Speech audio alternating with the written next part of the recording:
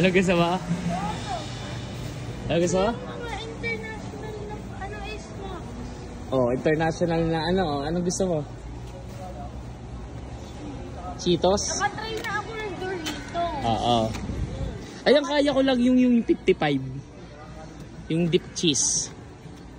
Yan ang kaya ko para pang ano. Ito yung dinidip sa ano. Oo. Yan ang kaya ko. Hindi yan pwede sa ano. Pero mas mura yan. 300 din pala. O, anong gusto mo dyan? Maliit. Ha? Yun yung salsa? Maanghang? Wala na. Cheese dip na lang. Ano kaya? Ano kaya? O, ano? Papandip natin dito. Ay, sa palagay mo ano? Pringles. Pringles yung bilhin mo mas mura. Oo, kaya itong picnic. Ito, bibili ako ng picnic. Akin lang to ha. 100. Akin lang tong picnic.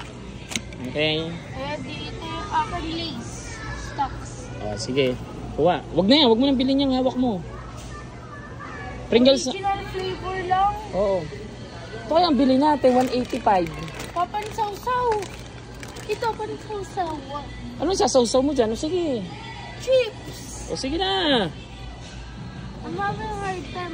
Lace or Masarap yung sour.